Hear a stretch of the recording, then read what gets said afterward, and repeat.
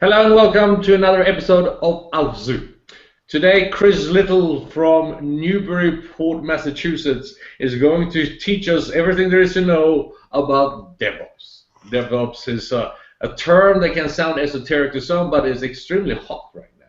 It's the it girl of IT, if you will. Welcome to the zoo, Chris. I think this is the first time you're here, right? Yes, and thank you very much for inviting me. It took a little bit of scheduling to make this happen, but I'm so glad we were able to do it. I'm glad I finally. And is this this is the first day of beautiful spring there in Massachusetts, Newburyport, is it? Yes. This is an OMG day for Newburyport, Massachusetts. It is the reward for our many months of winter. Yeah, as a Swede, I know exactly what you mean. In that house of yours, we can't really see it. You have a concoction of Internet of Things.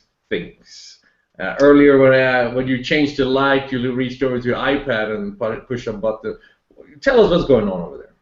Well, I mean, I've got a lot of stuff. I love the Internet of Things. That's what they're calling it now. But it's like I've got Hue for the lights. I've got Nest. I've got Belkin controls for all the devices, like TVs and lights, and things go on and off. And I've got sensors and all that sort of thing. And it's a wonderful time to be alive because you can just get so much insight into what's actually going on. You've got a lot of control, and you can just do a lot of stuff. I love it.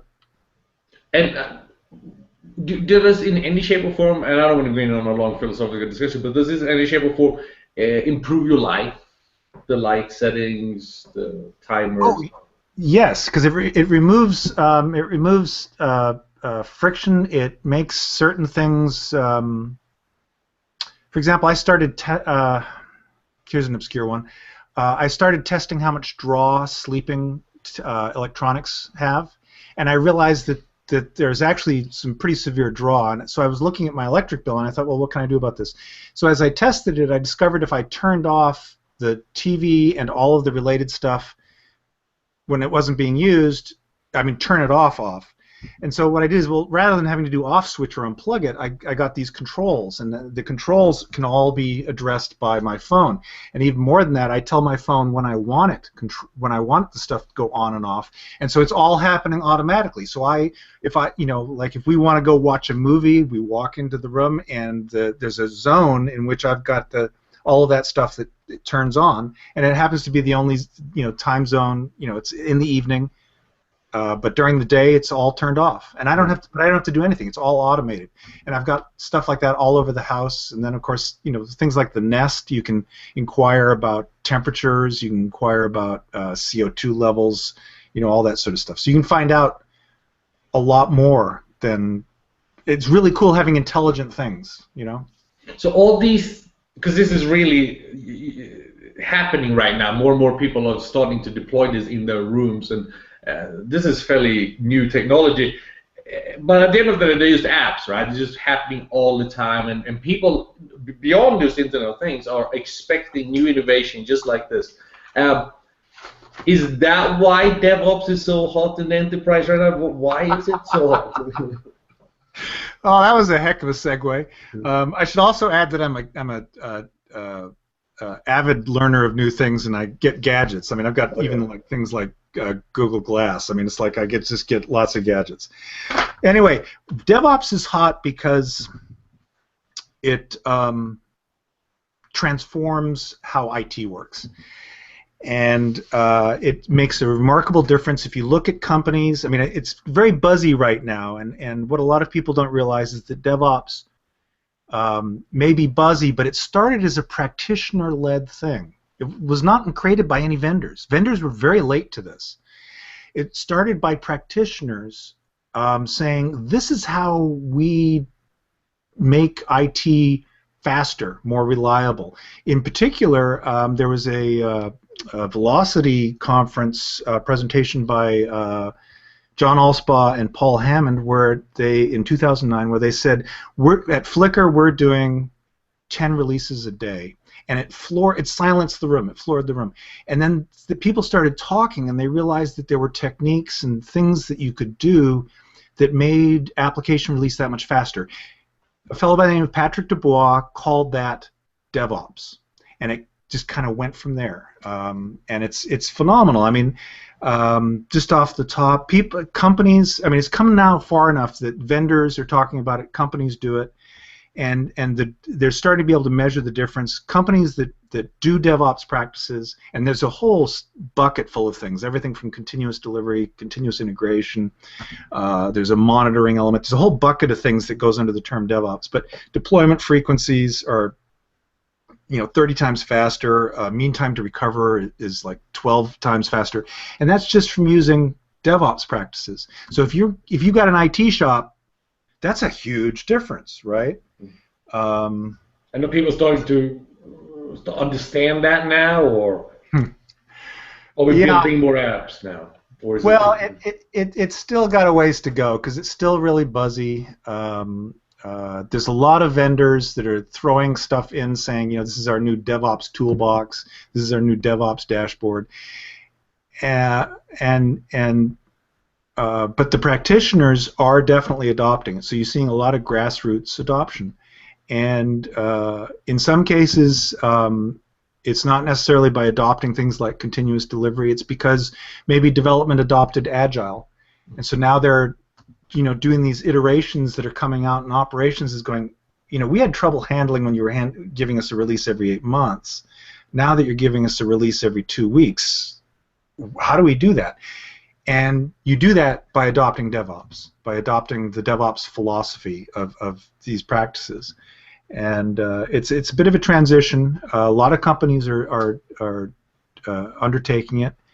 I've had a lot of conversations. BMC, we have customers like Macy's, and they've, Gary Groover over there is very advanced in his understanding, and they're adopting tools. A lot of the discussions in DevOps are around automation, but automation isn't the whole thing. But automation is a big deal because it helps make the transformation possible.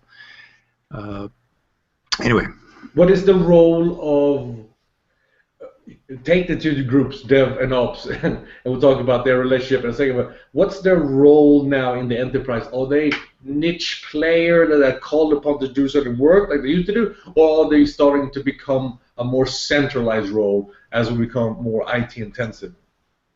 Well, Alf, they're more centralized. A statement that I believe very strongly is that today every business is in the IT business, regardless of what business they think they're in.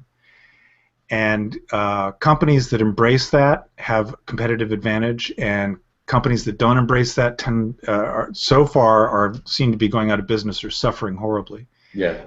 And so IT is now central. So whatever business you're in, you're also in the IT business. And IT is historically, I mean, to your point about developers and operations, had this fracture between developers and operations. Developers wanted to introduce change in the form of new features and responding to customers, and operations wanted reliability, which means usually means no change, right? And so they had to come together. And in coming together, which is what the philosophy of DevOps is really about, they moved away from focusing on minimizing failure, in a sense, to embracing failure, to accepting that there will be failures, and it's how quick you recover from those failures that makes the difference. And so often when you join DevOps discussions, like at DevOps Days and other things, you will find people don't talk about mean time between failure, which is the old measure in IT. They talk about mean time to recovery, which is the new measure. And the difference there is that in mean time to recovery, you're embracing the fact that you're going to have failure, whereas mean time between failure, you're avoiding it for as long as possible. So it's a phenomenal change. I mean, the mean time to recovery of firms that adopt DevOps practices is 12x over companies that don't. Really? Yeah, it's huge. That's a huge difference. And I've got examples, and I give them in some presentations. I've got examples of companies over the last couple of years that have actually just gone out of business because they were not able to do mean time to recovery at any recent rate. Knight Capital, they accidentally put a QA system into prod, and it ran orders, and those orders lost them $10 million a minute on average, and by the time they had recovered from it, they were out of business. Wow. So I mean, it's like, it's big. But they thought they were a trading company. What they didn't realize is that they were an IT company with a trading license, which goes back to that thing, where it's everybody's in the IT business, and people who understand that have a competitive advantage, and the people who don't are in trouble. The relationship between developer and the guys who are running operations has always been a bit tender. Have tools, including the stuff that we from BMC sell, has that helped bridge that gap? Are there more peace between the two groups, or are they still fighting? I think there's more peace between the two groups. They still fight, but not as much, particularly with automation, because automation on the operations side really makes operations far better able to support developers' needs, development's goals, which are generally to introduce new features that are response to customer demand. And with automation, operations is able to support that. Without automation, and blade logic, there's a whole bunch of different types of products out there, but they all involve automation to make operations more effective and more efficient. And that efficiency enables operations to more directly satisfy developer need. And that makes the two camps happier. They're actually, it's funny, they're two separate tribes, but they were originally one tribe. They were originally one, and they were like separated. And now some of the words they use the same words, but they don't have the same meaning. Like release means one thing for a developer, means something else for operations. Interesting. I don't know. You write a blog, or no? You have a podcast, not podcast. You have a videocast that is available to the public out there. Yeah, the BMC DevOps Leadership Series. I curate that, and what we do is we have interviews with all of the major players in DevOps. Patrick Dubois, who invented the term, Gene Kim, who's a best-selling author, Mark Burgess, who practically single-handedly invented automated configuration management 20 years ago.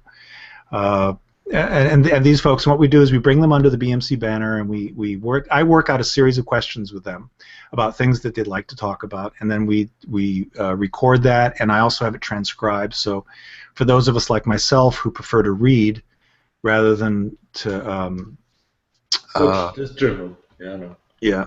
So you can find it all at bmc.com/devops. Yeah. And there's videos there. There's a bunch of stuff. So it's a good resource. If you're looking to catch up on DevOps, that's definitely one of the places to go. Great. Thank you, Chris. I really appreciate you took the time coming to the zoo, talk about a topic that is, as I said, is very hot, but it's hard. It's not that much being written about it. It's not really part of the everyday discussion groups. So it's important for us to follow along and understand its evolution. Yeah. So thanks, Chris. Thank you. The rest of you out there, take care. Be safe.